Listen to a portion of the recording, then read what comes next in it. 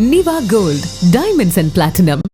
ഇന്നലെ രാത്രി പെയ്ത ശക്തമായ മഴയിൽ ചെർപ്പശ്ശേരി ഗവൺമെന്റ് ഹയർ സെക്കൻഡറി സ്കൂളിന്റെ ചുറ്റുമതിൽ തകർന്നു. കഴിഞ്ഞ കാലവർഷത്തിന്റെ സമയത്തും ഈ മതിൽ ഇടിഞ്ഞു വീണ് പരിസരവാസികളും വഴിയാത്രക്കാരും ദുരിതത്തിലായിരുന്നു.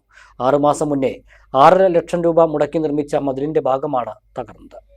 രാത്രി പെയ്ത ശക്തമായ മഴയിലാണ് ചെർപ്പശ്ശേരി ഗവൺമെന്റ് ഹയർ സെക്കൻഡറി സ്കൂളിന്റെ പിൻഭാഗത്ത് പന്നിയംകുറിശി റോഡിനോട് ചേർന്ന മതിലിന്റെ ഒരു ഭാഗം ഇടിഞ്ഞു വീണത്. കഴിഞ്ഞ മഴക്കാലത്തും ഈ മതിൽ തകർന്നു വീണ പരിസരവാസികളും യാത്രക്കാരും ദുരിതത്തിലായിരുന്നു.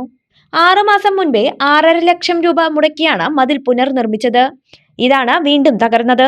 കുത്തിയൊലിച്ചു വന്ന മണ്ണും ചെളിയുമെല്ലാം വീട്ടിലേക്ക് കയറുന്ന സാഹചര്യവും ഉണ്ടായെന്ന് സമീപവാസിയായ ഉണ്ണികൃഷ്ണൻ പറഞ്ഞു.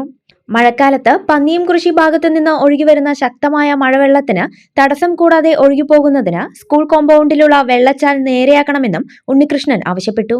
ഇന്നലെ രാത്രി പെയ്ത ശക്തമായ മഴയ്ക്ക് ചെർപ്പശ്ശേരി ഹൈസ്കൂളിന്റെ കോമ്പൗണ്ട് മതിൽ തിരിഞ്ഞ് എല്ലാം കൂടി ഇടിഞ്ഞു പൊളിഞ്ഞ് ഏകദേശം 15 മീറ്ററോളം ഗ്യാപ്പിൽ ഇടിഞ്ഞു പൊളിഞ്ഞിരിക്കുകയാണ്.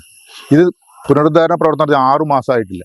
കഴിഞ്ഞ വർഷവും ഇതേ കാലഘട്ടത്തിൽ ഇതേ സമയത്ത് ഈ മതിൽ ഇടിഞ്ഞു വീണ് പുനർനിർമ്മാണം നടത്തിയ അന്ന് പുനർനിർമ്മാണം നടത്തുമ്പോൾ ഞാൻ ഇവരോട് ആവശ്യപ്പെട്ടതാണ്, ഇതിന് നിങ്ങൾ എന്താണ് കാരണം, മതിലിടിയാൻ എന്താണോ കാരണം അതിന് പരിഹാരം കാണാതെ വെറുതെ മതിൽ കെട്ടിയിട്ട് കാര്യമില്ല. ഇതിനുള്ളിലൂടെ വരുന്ന മഴവെള്ളത്തിന് ചാല് ക്ലിയർ ചെയ്യാതെ ഇവർ വീണ്ടും മതിൽ കെട്ടി. ആ മതിൽ കെട്ടുന്ന അവസരത്തിൽ വീണ്ടും ഞാൻ ഇവിടുത്തെ വാർഡ് കൗൺസിലറുടെ അടുത്തും പബ്ലിക് വർക്ക് ഡിപ്പാർട്ട്മെന്റ് ഏരിയ അടുത്തും പറഞ്ഞാണ്, നിങ്ങൾ വെള്ളച്ചാല് ക്ലിയർ ചെയ്യാതെ മതിൽ കെട്ടുകയാണെങ്കിൽ മതിൽ വീണ്ടും ഇടിയെന്ന് അവരോട് പറഞ്ഞതാണ്. കഴിഞ്ഞ സാമ്പത്തിക വർഷം 6.5 ലക്ഷം രൂപ മുടക്കിയിട്ടാണ് ഹൈസ്കൂൾ കോമ്പൗണ്ടിന്റെ മതിൽ പുനർനിർമ്മാണം നടത്തിയിട്ടുള്ളത്. അതിന്റെ ഒരു ഭാഗമാണിത്.